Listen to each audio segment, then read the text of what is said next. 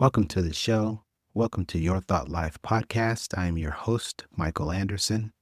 Today, we're going to jump into upgrading your belief system. I learned many years ago after starting to follow Dr. Bruce Lipton, where he talks extensively about childhood, that the Jesuits said famously, "Give me the child until he is 7, and I will show you the man." When I learned that, I didn't really have an appreciation for how instrumental those first 7 years can be.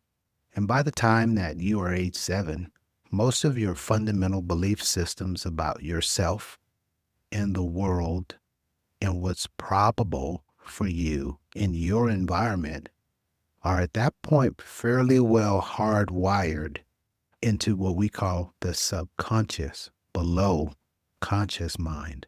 That's the part of your mind that controls everything you do for the most part, up to about 95%. The subconscious is programmed effectively or taught through repetition.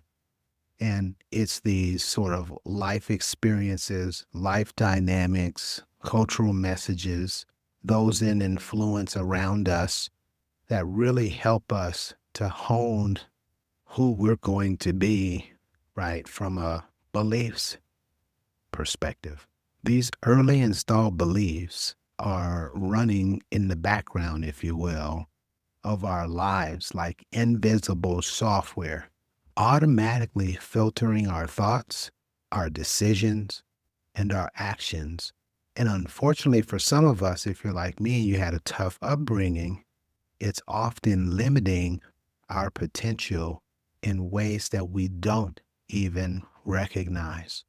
So today, we really want to take a good close look at how we can upgrade our belief system, because the stories that we tell ourselves shape our reality, our results, and more importantly, our future. Now that we understand how we have acquired our current belief system, let's take a couple of additional brushstrokes into how it is that this belief system does what it does.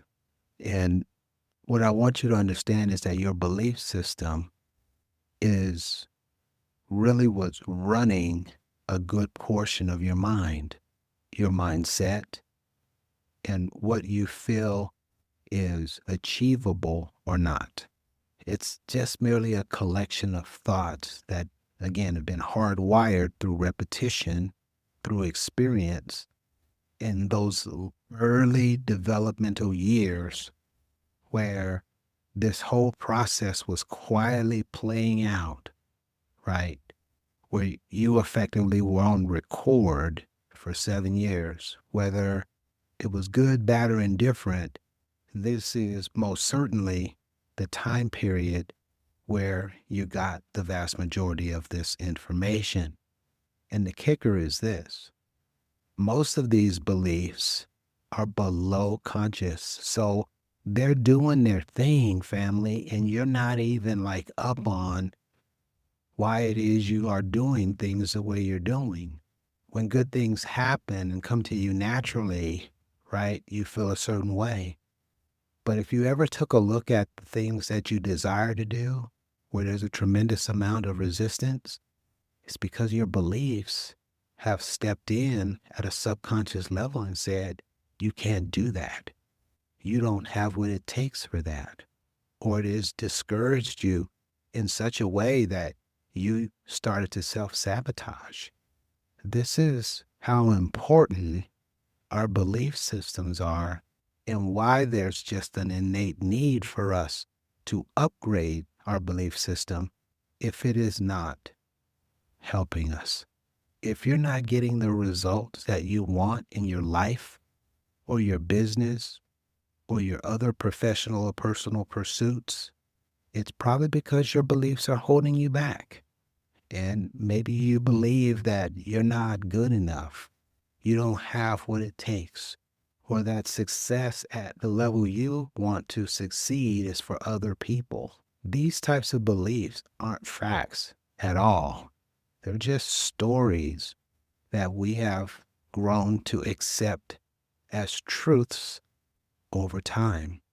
And science is phenomenal at helping us break down situations just like this. And we know from science that this is not true. In fact, cognitive behavior therapy shows us that changing our thoughts can literally rewire our brains through a process we've coined neuroplasticity. And this leads over time and to new behaviors and new behaviors and outcomes that favor us and don't encourage us to take a back seat, to slough off, or to just let go of our dream goal or aspiration. That said, it's incredibly important that you're able to spot limiting beliefs. And these limiting beliefs are directly associated with your belief system. So, from a practical perspective, how do you spot limiting beliefs? What you do is you pay attention to your self-talk. Secondly, like I said, and as I shared a few moments ago, when you're having a tremendous amount of resistance to do something that you need to do that is outside of your norm or comfort zone, take notice of that. If you catch yourself saying things like, man, I always mess up. I'm not a real good leader at all. I never get what I'm going for. These types of thoughts are playing out as a result of your belief system, and they're coming across your screen in the form of limiting thoughts or limiting beliefs. And these thoughts are literally like invisible barriers that get immediately erected when your mind thinks that you're getting ready to try to do something that has created pain for you in the past. Doesn't have to be exactly what you're doing right now. It could be something very similar. And bam, like you press the button to throw up all of the defenses that you have around your home, right? That's how this does in its prevention of you doing anything outside of your comfort zone.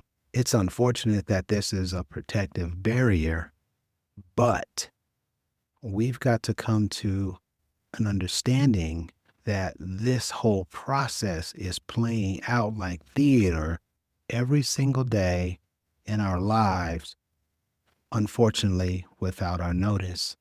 And the psychological truth of this is your brain is wired for efficiency, not happiness. This is what we call the kicker. It loves routines, even if those routines are negative, even if those routines hold you back. In doing so, it has said that you are safe, right? But I want you to know that neuroplasticity means that you can change your brain. And like a muscle in your body, your brain doesn't age like that. You can, at any age, make a decision, a conscious decision, followed by actions, which I'm going to give you here shortly, to change this paradigm so that the pendulum swings in your favor as opposed to it being a preventive mechanism. And when you begin to challenge a belief and replace it with something new, this moves you out of that static, stale state into an empowering state. And when you get into the positive while leaving the negative, you are actually during that time creating new neurological pathways. You repetitioned this behavior in those first 7 years, you will repetition it out with new beliefs, which create new behaviors and new outcomes. It's like an upgrade. How cool is that? I know our brains are really, really awesome instruments. I promised you that we would talk about some things that you could begin to do right now. I've already mentioned a few things that you need to ask yourself. In addition to those, I want you to identify the belief that you want to change. How do you do this? You have to begin thinking about what you're thinking about. You have to begin to record and document what are the things that are bringing you down. What thoughts, beliefs, behaviors are showing up when you need to step outside of your comfort zone. When you want to do, when you want to think, when you want to achieve larger, what is it being said? What is the self-talk that's taking place? You need to write that stuff down, family. You got to be able to record that stuff so that you can get a running tab and begin systematically going through those elements and creating a corrective course of action for each one individually. Ask yourself, where do those beliefs come from? Is it true? Make your brain provide evidence. And most of the time, you're going to realize that it's just something you picked up along the way, right? When you were on constant record, birth through age 7, again, the subconscious doesn't care about stuff being right or wrong when you're in that theta state. And it acts like a hypnotic state where everything that's coming in is assumed to be good data. Right, wrong, or indifferent, it got recorded, and now you are the way you are. So change I'm not good enough to I am learning and growing every single day. And repeat this new belief daily. We repetition in this behavior, these beliefs, these biases, when we have to do likewise to repetition them out. And we say it over and over until it's become a part of us. The more you reinforce it, the stronger it becomes, the faster it overwrites the old program. This, in fact, is the essence of upgrading your belief system. Henry Ford was kind enough to leave us this famous quote, whether you think you can or you think you can't, you're right. Your beliefs set the ceiling for your potential. And if you want to go higher, you have to raise the ceiling. Some of us have become very accustomed to the emotional cocktail that is contained in how we behave in a given day. And it's incredibly hard sometimes for us to make even the smallest tweaks because there's become a dependency on those emotions that we feel each day, those feelings that we feel each day, which are direct reminders of the past. And we have to be able to let go of that in order to move forward. So when you find yourself in a situation where you need to move forward and you've done the work that we've outlined for you here today, and you've come to the conclusion that your belief system is at work, you've got to have the courage to change that. You've got to have the intestinal fortitude to know that there's going to be an uncomfortable period. But to the extent that you press through those few days, there's a huge, huge outcome waiting for you on the other side that was well worth that momentary pain. Now, let me share this and then we'll break. Do the needful, make the observations that we've outlined for you in the body of this episode. Pick one belief that's holding you back and commit to upgrading it. Don't move to the second, third, or anything else until this one is conquered. Write it down, challenge it, replace it with something that's empowering.